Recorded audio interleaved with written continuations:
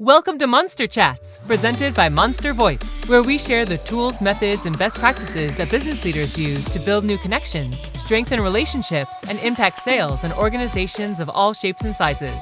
If you have any questions that come up during today's episode, please text them to 424-378-6966. Please welcome the founder of Monster VoIP, your host, Colin Mitchell. On today's episode, we're going to be talking with Jakie Hermes of Acility. Jakie and I are going to be talking about helping SaaS companies or startups get to revenue and grow faster. Women Entrepreneurship's Week of Things LinkedIn. I'm Colin Mitchell, the host of Monster Chats and the founder of Monster VoIP. Jakie Hermes is the CEO of Acility, a Milwaukee, Wisconsin-based agency that helps SaaS startups get revenue and grow faster, and the co-founder of the Women's Entrepreneurship Week. Very active on LinkedIn, Jakie has an audience of over 50,000 followers, earning millions of video views. In addition to her professional involvement, Jakie is an adoptive foster parent who continues to support past foster children, their families, and community as a whole. Jakie, welcome to Monster Chats. How you doing? Thanks for having me. I'm great. How are you?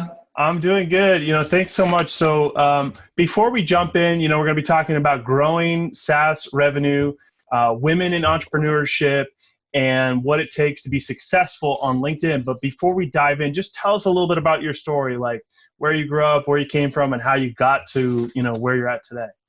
Yeah, I grew up in just outside of Milwaukee, Wisconsin. I left for college and ended up coming back to get my MBA and started my career at GE Healthcare, which is very different than the startup I'm running right now. It's a huge company, right? Yeah.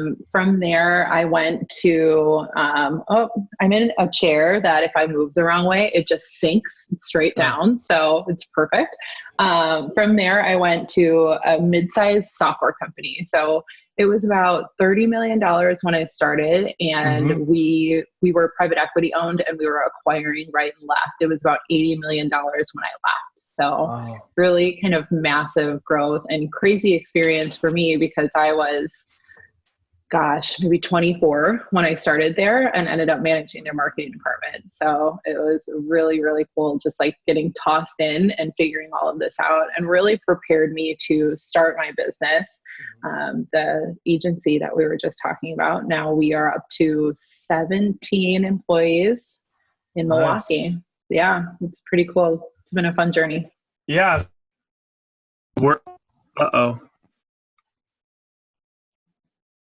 I can hear you, but I cannot see you. I'm back. There we go. Yeah. Hopefully they can fix that. I'm sure they can. So tell me, what was that transition of working for like a large corporation of then going into kind of a more medium size? And then, what was that transition like for you? It was interesting because I was an entry-level employee at GE Healthcare, right? So I was really at the bottom of all of the layers, and I did sales and marketing support on the East Coast and was helping them sell in cardiology. So like multi-million-dollar machines that needed lots of approvals. And so I kind of got to see the ins and outs and how the company worked, like going through that process. So it was cool going to a slightly smaller company. There were maybe 120 employees when I started there.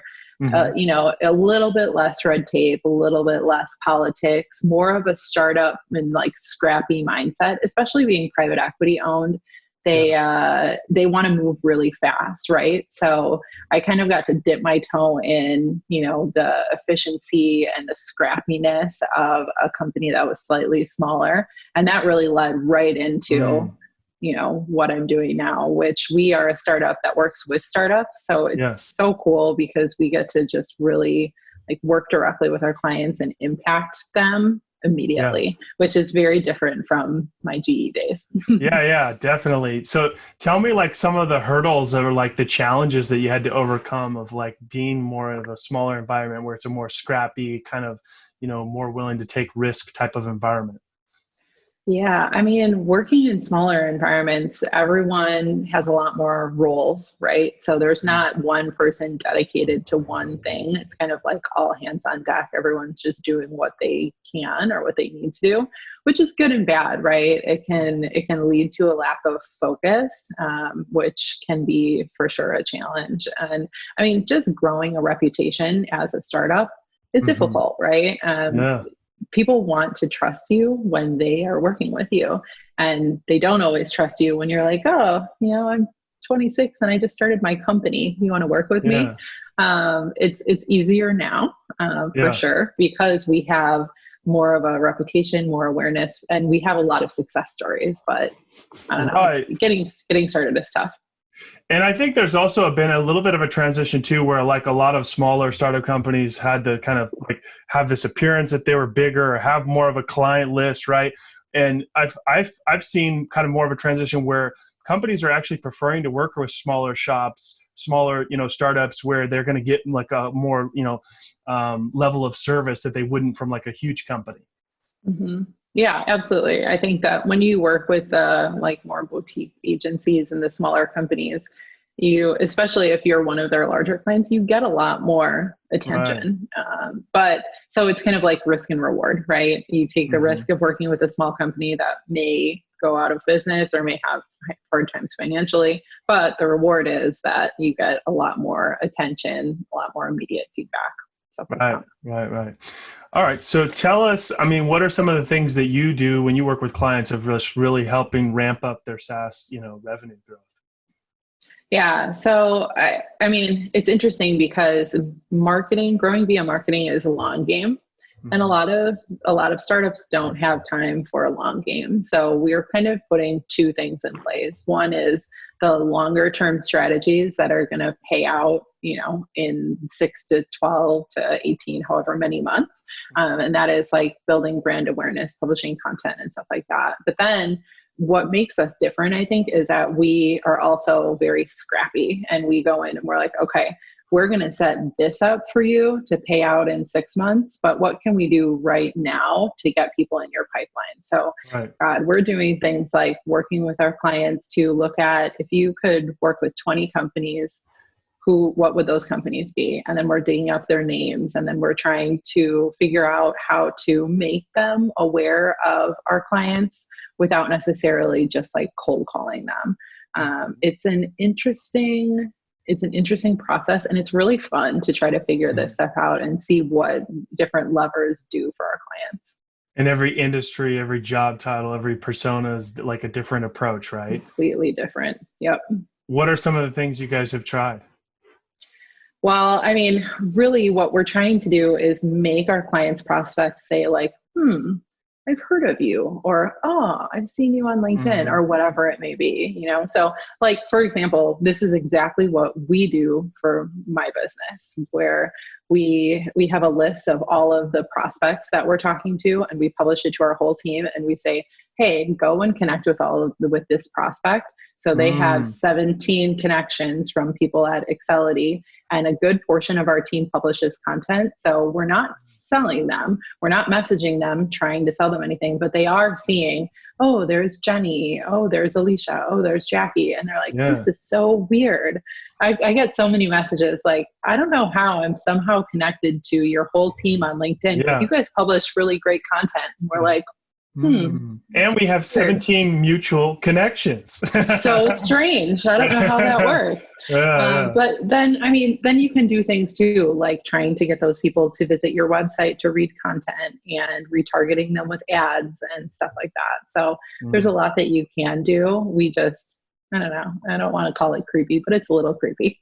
So just like working with a smaller list of like, hey, these are our like ideal customers that would really make a big difference from us in the short term, and getting really focused on just, fully, LinkedIn content connections, targeting ads, just from coming from all angles to really trying to make it easier to win those of more of a short game play.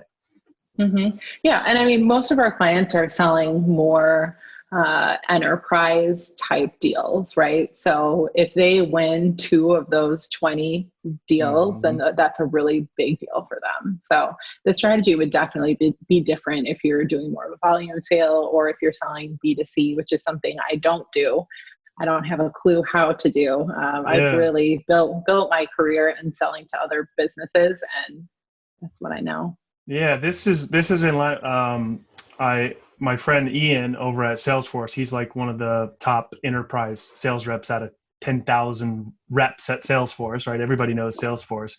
He's all about spending less time with more people, or more time with less people, right?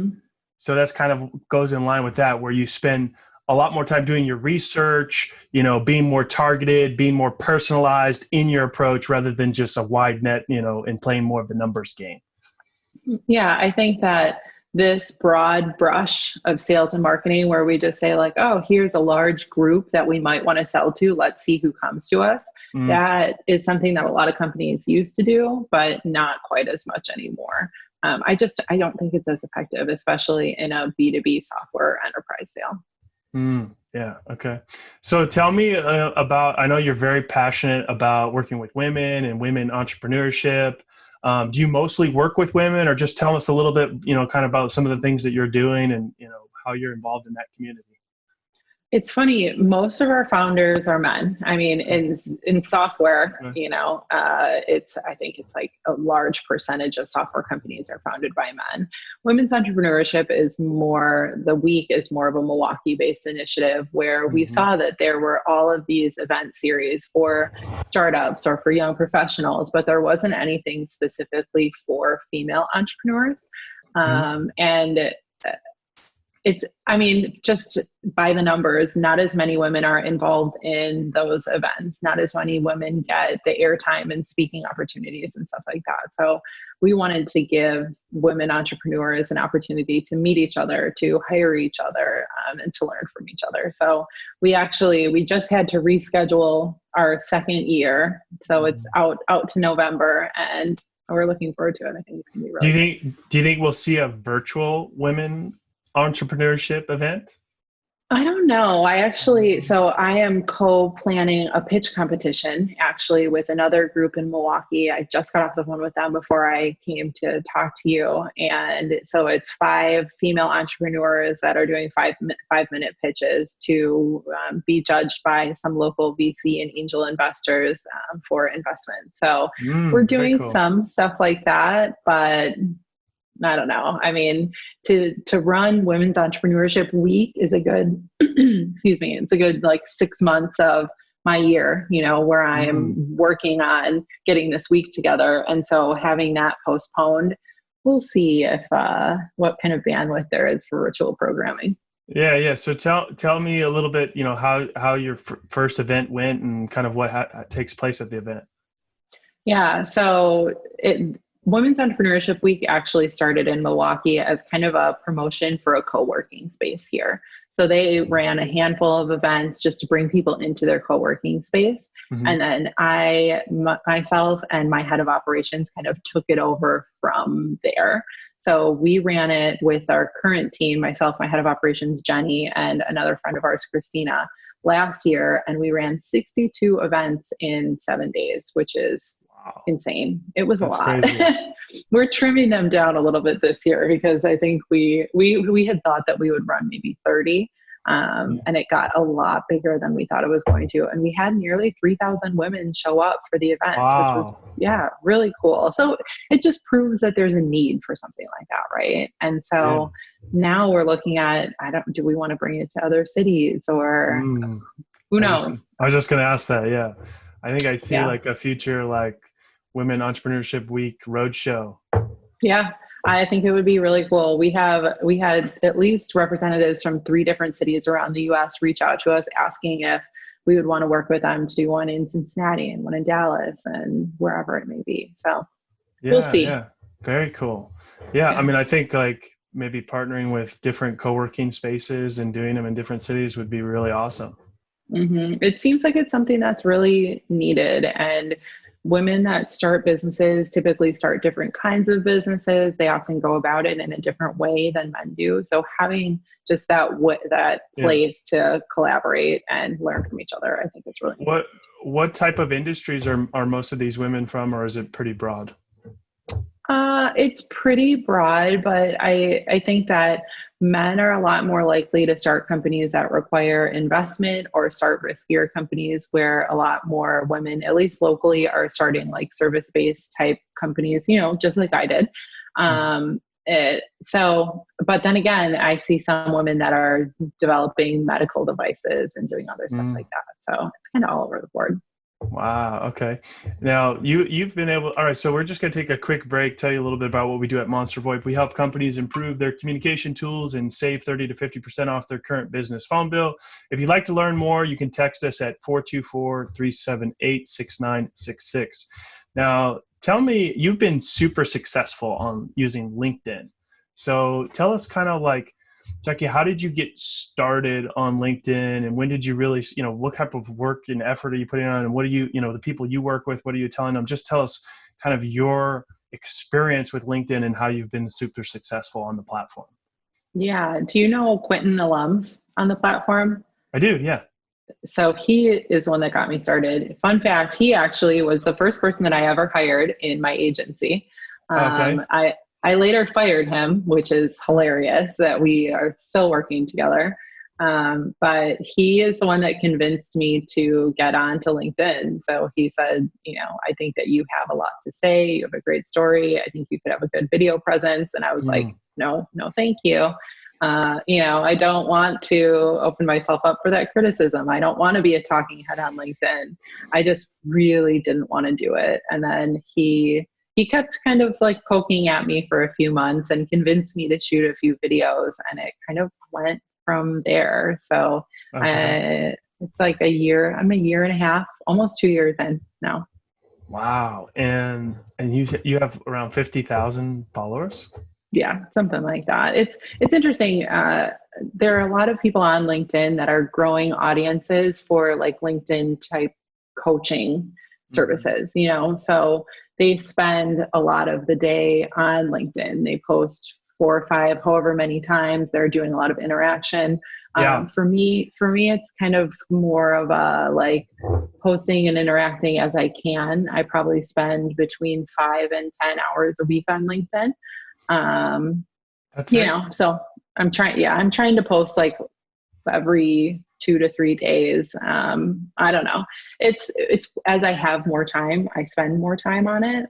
But I have, with the kids at home and with Excelity and Women's Entrepreneurship Week, just putting what I can in for sure. So tell me, like, once he convinced you to kind of go in all in on the platform, what did that look like? Like getting started, starting with video. Everybody's uncomfortable at first with video, and, just kind of walk me through, like, how did you build your network? How did you build your followers? I'm guessing that, in the beginning, maybe you're a little bit more consistent. What were some of the things that you were doing that, other people could start doing if they're looking to, go all in on the platform? Yeah, I would say, even at the beginning, I was still probably posting every 2 to 3 days, maybe 3 or 4 times a week. That's been pretty consistent through this whole journey. It was great to hire someone to work with me on LinkedIn because I had a specific time every week where they were coming to shoot videos, and I had to do it. I think if I was getting started, now that I am working and quarantining at home, I am, shooting everything on my phone. I don't know that I would have been doing that or as motivated to do it if I didn't know how at the beginning. So just really having that like accountability, I think definitely helped. I was really fortunate to have relationships with a few people that had audiences on LinkedIn. So in knowing them and telling them that I was publishing content and having them interact on it, it helped me build an audience. I think that's how the algorithm worked. I really am not sure, but when people who have audiences comment on your stuff, it boosts it a little bit more. So I've spent a lot of time developing relationships with people on LinkedIn. And then it's kind of like an all boats rise situation where we all, are seeing each other's content all the time because we are friends and we're commenting on each other's stuff. And right. Right. I mean, that's how we met, right? We met on LinkedIn. Yeah, crazy. Yeah. Yeah. And everybody is, trying to figure out how, people that weren't using it before quarantine are now trying to figure out, how do we use LinkedIn? What do we need to do? And there's a lot of, different tactics and approaches, and, and then the algorithm is changing constantly. Like text posts are getting over indexed over video posts now. And, you can't, people shouldn't be tagging too many people or using too many hashtags, because then it's a bit of a spammy post and it's not going to get as much traction. Somebody taught me something a couple weeks ago. It's like, I used to, I was always big on commenting on everybody who comments on my post, and I would reply to them. And so somebody said, hey, like their comment and then wait till the next day to respond, and then it kind of revives your post, and that seems to be working pretty well for me. So there's just things that are constantly changing, but I think the key, and you probably agree with this, is just being consistent with it, right? Mm-hmm. Yeah, I mean, and not being that person that's just going out and pushing your own content. Like if I spend an hour to an hour and a half a day on LinkedIn, it might be 20 minutes shooting. I send it off to someone to get captioned. I might respond here and there on my posts, but it's a lot of like going out and seeing what other people are talking about and watching their videos and responding to their stuff. And it's a community. I think a mistake that a lot of people make is just pushing out your own stuff and trying to get people to interact on it. And that's not how it works. Oh yeah. And that's, the algorithm works that way. If you're not engaging with other people's content, then your content is not going to get as many views. So you got to give to get, which I think is brilliant. That's just life in general, right? That's right. Exactly. Yeah, absolutely. Well, thank you so much for your time. I really appreciate it. We're just about out of time. But before we let you go, I do want you to share with people how they can connect with you on LinkedIn or find you online or find out more about your agency. Yes, my agency is Accelity Marketing, so ACCELITY marketing.com, and you can find me on all the socials as the Jakie Hermes. Jakie Hermes was taken, so now I'm the Jakie Hermes on LinkedIn, Instagram, Facebook. We got to start a petition to try to get that for you. Yeah, I want, at first I was like thinking the Jakie Hermes is a little pompous, so I don't really know that I want that. But now I'm like, own it. I'll take it. I kind of love it. Awesome. Thanks so much. Welcome to the Monster Chats community. We appreciate your time. If you're listening to the podcast, please subscribe, share, and also share your feedback with us. We're open to hearing your feedback. The show is all about you, and we look forward to hearing from you. Thank you. Thank you for tuning in for another episode of Monster Chats, presented by Monster VoIP, where we share the tools, methods, and best practices that business leaders use to build new connections, strengthen relationships, and impact sales in organizations of all shapes and sizes. If you have any questions from today's show and want to reach us directly, please text your question to 424-378-6966.